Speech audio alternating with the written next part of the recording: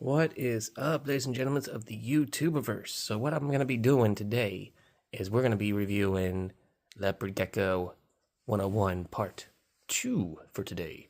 I'm going to use this guide from a pet store, basic guide kind of thing, and we're going to go over what they say inside and compare some of their facts with what I know, and I'll be able to let you guys know, how factual it is. I kind of read through it already. I like what it says, which is why I chose this pamphlet. Anywho, you guys really enjoyed that other video with the leopard gecko and everything, so thank you for that. I'm going to go ahead and do part 2 for this. Today's part 2 will be more based on around more specific care guides and stuff. We're going to go over a bit more of where they come from and a bit more what the wildlife is like for them. And then this way, you guys who probably don't know or just might need a refresher can kind of go ahead, and then from there, that'll help you out, because I've also had some other really good questions coming from people about leopard geckos and stuff after doing that last video. And I'll go over that at the end. There was a question from a certain viewer that I really like, and I feel like some of you might have the same question for such a thing, and that's going to kind of tie in to some of what I'm going to be talking about today. So I'm going to go back to that pamphlet. Let's get right into it.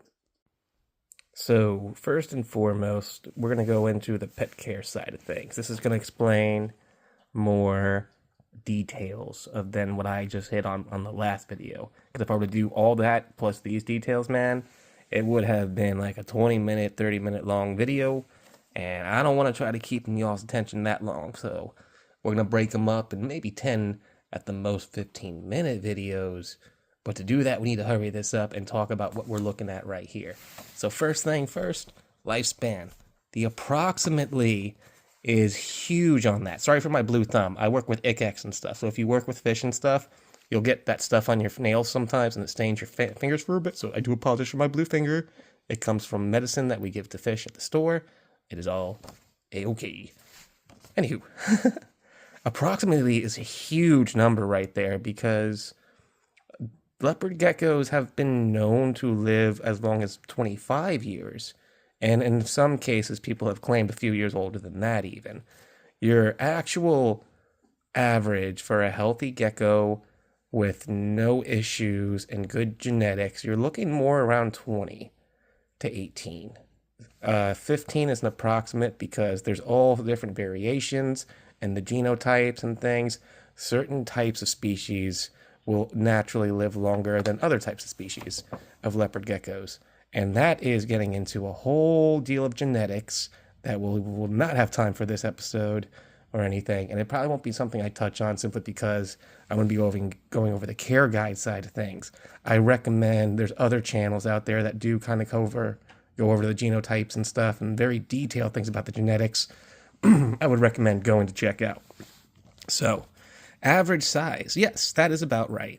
Your shortest gecko is mostly around 6 inches for the leopard gecko species at least, and then 10 inches long is about the average for maybe a large male or something. But there is the giant or the subgiant, which they can be up to about 16 inches if they have that genetic, but it's not very common, and it's usually, you're not going to really see that. And if you do see it, it's actually pretty cool. I've met a couple in my lifetime, subgiants, where they're probably more around the size of 12, 14. I think the largest with the giant gene, it may not be 16. It might be shorter than that. I'll have to re-look at that myself. But they can vary in sizes, man. But yeah, most of your females around 6 to 7, because that's about where Lady's at. She's about that long. And then a lot of your males, your biggest male is going to be about 10 inches long. So normal behavior and interaction. So they say nocturnal. There's arguments on that. You could say crepuscular, which means crepuscular is creatures like cats. So like Rorschach is crepuscular. What that means is that they're most active usually in the wee hours of the morning or the evening as the sun's about to set, and they spend most of their day sleeping on and off, and mostly in their tunnels. And we'll get to the reason why they do that here in a bit. As we go on with that, calm, curious, and usually non-aggressive. This is true. Usually is a big word. I've seen and heard stories that there have been snippy ones. I had one I took care of. Her name was Screech. She dropped her tail when she was very young, and she does not handle well. Where I have Lady still, and I had Frost, and they were both so good at handling. But that was because situations and stuff and how I took care of them. I was lucky to get those two young and kind of like raise them into handling and handling stuff like that. I will get into in probably a part 3 sort of deal. But today we're going to go over this pamphlet and some of the more detailed things. Because now we're getting to the stuff after we go through. Adults should always be housed separately because living together can create such a stressful environment they can become ill. That's a very nice way of saying what actually happens. So in the wild for leopard geckos have pretty much what you would call a harem scenario, where there's one male, and the one male will have a tunnel system or a cave system based on wherever they're able to find a home, per se, or dig a home for themselves. And that one male marks his territory with the glands, sort of the like scent markers that are located pretty much around their back legs. And if another male comes anywhere in that territory, it's a fight. And in cases with that, males will pick their favorite females and attack the females they don't like. So it can be rough. It is normally in the wild, they live 5 to 7 years. So they live much, much shorter lives in the wild because they do not get along with each other too well. So housing them is very difficult, and I would not recommend it to any new or starting pet parents when it comes to leopard geckos. This is a technique that I've seen with very experienced and very knowledgeable people and caretakers. And most of them are usually sharing that knowledge in some way and form. So just be prepared. It's going to be a single animal, and they live a long life. Moving on. Now we get to the stuff that I really want to talk about right here. So, warm side, 85 degrees. That's not bad. That's really good. Basking spot, around 90. Sure, I like that. That's not bad. Cool side, around 75. Yeah, that's not bad either. I like what they're saying there. So let me get into detail why these numbers are being spoken of, because, again, these aren't exacts, but they're very close to what you are looking to do. The humidity, yeah, it's about right. I mean, you can get more into 25 and stuff too, but 40 is once you get above 40, that is going to get difficult for them, and that could lead to respiratory. But warm side, I like that. You never want to go above 95 for a leopard gecko, and cool side, you never want to go under 60 for a leopard gecko, because that's when they start going into what they call a gestation, and they kind of go into a sleepy mode. So feeding. This is very good. I like how they capitalize that in all caps right there. Strictly eats live insects. Feed juveniles a variety of live prey every day, and adult every other day. You can get away with 2 or 3 times of feeding. Again, you can tell by their tails, as long as their tail is about as round as their torso, the stomach. So, I don't know if they show that too good, but no, it's kind of hard to see the tail in that picture, so never mind. But you've seen Lady. I will, there's a part 1, and I will try to put a link on the description thingy for that, actually. I forgot I can do that sometimes. Excellent. And that is, yeah, so I like that. Now, again, these numbers are not bad. You do not want to go under 60, and you do not want to go over 95 for the hottest. And this is why I was telling you guys with the part 1, you never want to put your heating lamp above your heating pad. You want to offset them. Supplements, gut load, yes. So the powder is great. You can do vitamin powders. They do have a water bowl and stuff. So you can see with Lady, they do recognize still water, which is something that all reptiles will recognize. And then housing and environment. So to keep their body temperature. To help regulate. It doesn't have to keep. Oh my goodness. Okay, let's start that sentence again and just actually look at the words rather than just kind of muttering here. To help regulate their body temperature, leopard geckos need both a cool and warm side in their enclosure. Correct. When it comes to size, a 20-gallon long tank is ideal, and a minimum for an adult. You can keep a juvenile in a 10-gallon, no problem. But once they start getting around 6 to 8 months old, you want to bump that up. The terrarium must also have secure metal mesh or screen lid. Correct. You don't want to use glass lids because you want to make sure that they have enough airflow. Do not use a covering that you would use for aquariums for leopard geckos. It would be a bad time. To make your gecko's tank feel like home. Hey, Rorschach. What you doing? You helping? Yeah, I know you helping. Hi. You're probably making my video better by doing this, even though you're interrupting and all up in the way. I know I've been at work all day. Give me one moment, we'll play. Okay, sorry guys. And then make your gecko's tank feel like home. Add multiple hides, houses. Yeah, so at least 3. You want a cool, a warm, and sort of like a place that you can put moss or something for a humid hide. The humid hide would normally be in the middle, somewhere between your cold and hot side and stuff.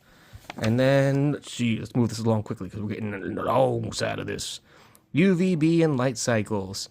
So this is where, 8 to 12 hours a day and stuff. Really what I tell people with this, with light cycles, just try to match what's going on outside your own window the best you can. Most of the time, you're gonna get 8 to 10 hours of light, especially where they come from, because they are from, desert environments and stuff. In here, I think it says something about that somewhere, because I was kind of going through some of those before and whatnot. I don't know. We'll find out. If they don't say it, I know for sure where they're from, and I will be able to tell you guys. It's probably somewhere on here, but who?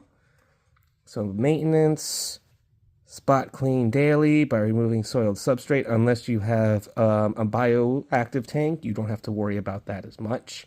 Thoroughly cleaning out water bowls and wiping the tanks glass clean. Do that, but don't use chemical if you're going to be doing that that often and stuff. If you have a tank that uses carpeting or something where you do not have that sort of like cleaner insect to help out with that, that is a very good thing to kind of do, spot clean and so on. Keep your stuff good. But as you've seen with my tank, my setup, her husbandry is that only because she got such bad shedding on her toes. And with leopard geckos, if they do not get that shed off their toes, they will lose those toes. Because what happens is, as the one shed gets stuck, then the next shed gets stuck, then the next shed. And it's like putting a sock on over and over and over to the point that it gets so tight you leave it there, and the toes will be lost through falling off through just loss of blood and nerves because they've so pinched off from the rest of the hand. So you want to be very careful with that. And because that was happening to her, I went from lizard carpet to substrate, and I did a lot of research because impaction is very scary and you don't want to do that to your animals. So as we're looking at recommended supplies and stuff, the 20-gallon minimum is good. UVB bulb and appropriate hood. They don't mention a UVA. The UVB doesn't give heat. So you do want at least a heating pad or something, because the way that these animals digest their food, it's not so much using the sun, it's more so laying on the hot rocks, because they come from the Middle East, Iraq, Iran, Afghanistan, and you can find them in western parts of India as well. That's right, Rorschach.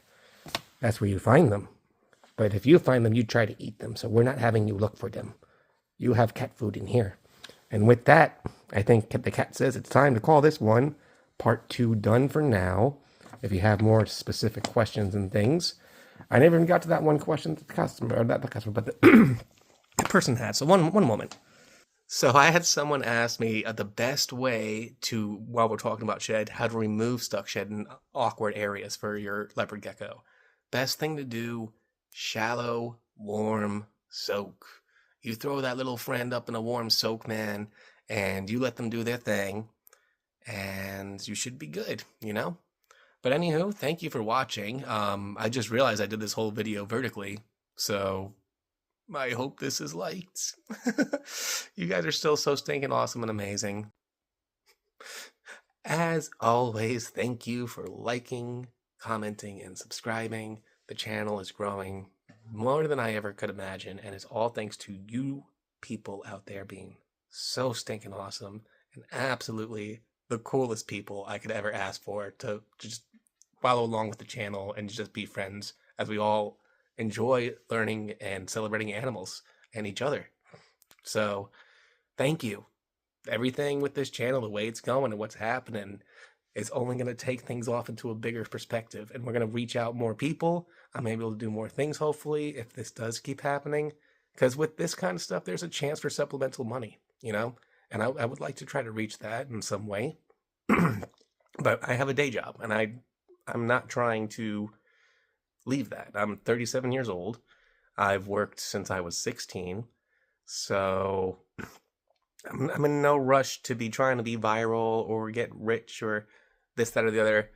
I like YouTube, what YouTube used to be, where it wasn't all about the monetization. It wasn't all about trying to push this agenda and that agenda. It was about just making videos because you can, because you got a voice and a way to record yourself. So this kind of format has been accepted, and that is so humbling to me, and I'm so thankful for that. With that, y'all have a good one. I hope that you guys are good wherever you're at, and I want to see y'all again next time. So keep being good. Peace out.